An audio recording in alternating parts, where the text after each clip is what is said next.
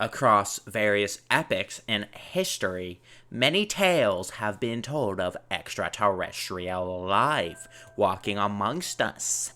Are any of these folk stories true? Science has yet to answer. However, one case stands above them all: the myth of the potato and their launchers. Today, in this documentary, we shall investigate the matter and find an answer. This small little town, located in southern Ontario, is no stranger to these anomalies, being one of the prime spots where sightings have occurred.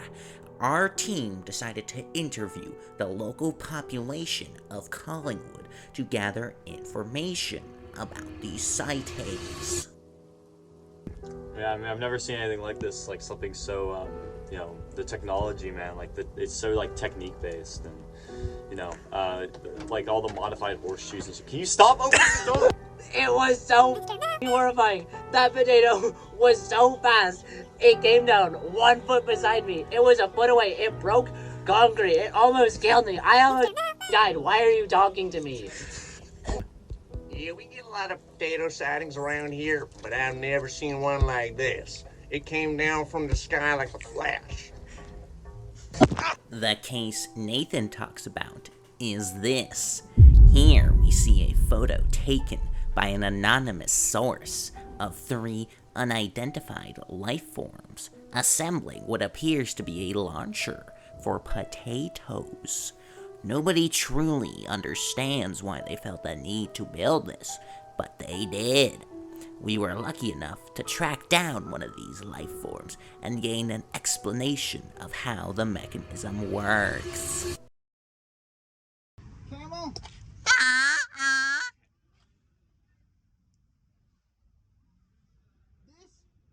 This is a potato.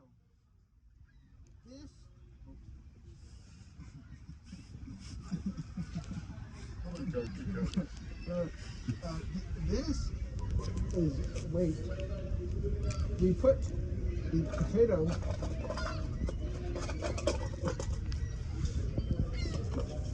potato in a box, and we put the weight, like so, some gears, drop the weight, and the potato goes. Based on the explanation the alien gave us, our team was able to put together this diagram. The launcher appears to operate with some kind of pulley system. A heavy weight would be dropped on one side with the powerful energy captured with gear ratios. This would turn it into a super fast, low torque output that would launch the potato high in the sky. Based off of this diagram, our team was able to make an AI simulation of what would happen if one of these potatoes were launched at a person.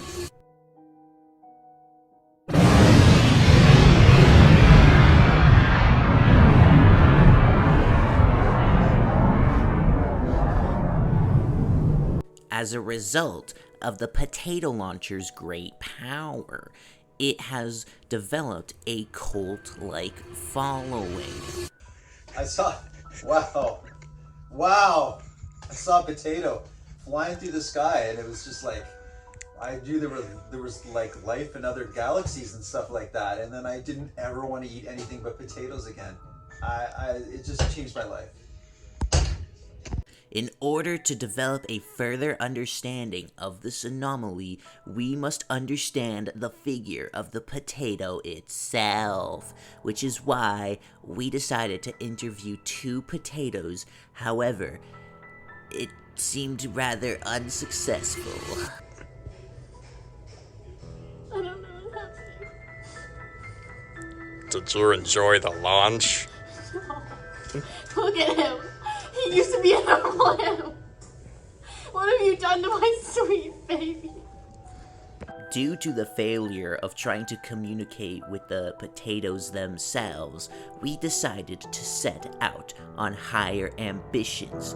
We decided to get a guy on our team who understood potatoes like he understands the back of his own hand.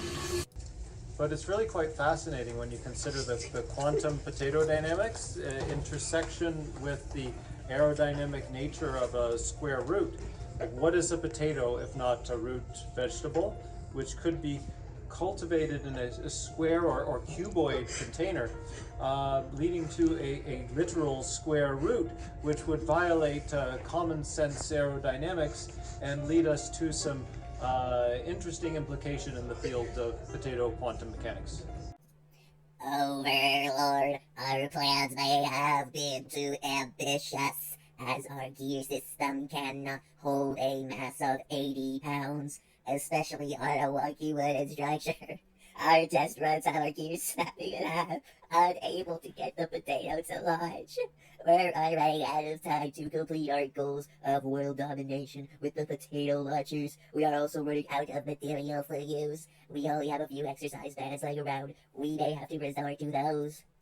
However, the aliens had one big problem.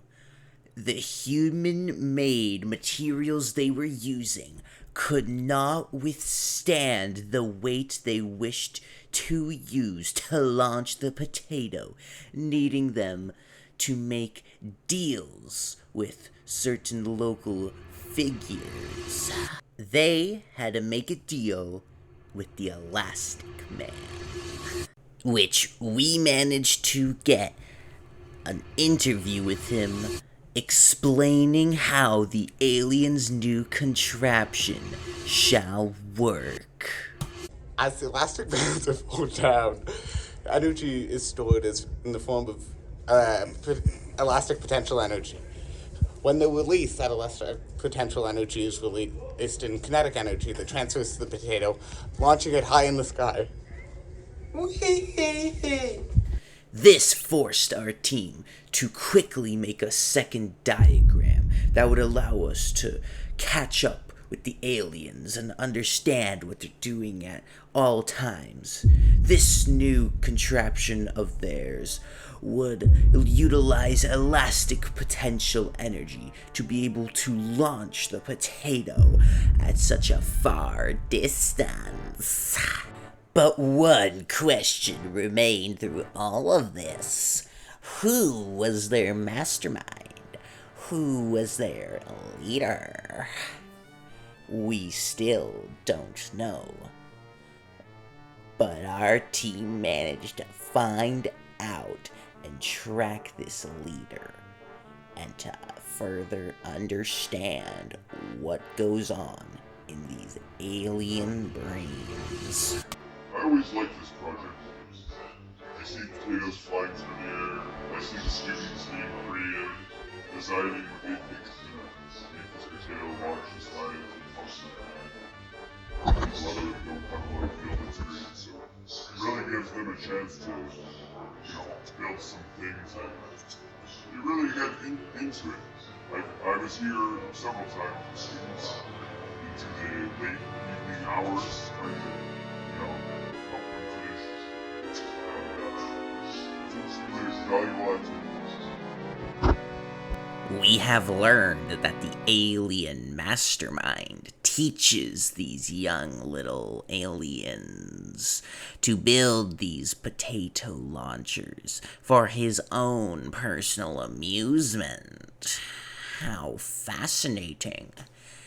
Some answers still remain unclear, like why they specifically chose Collingwood, Ontario to do their testing, but we will have to live with the amount of information we currently have for now, and that's okay.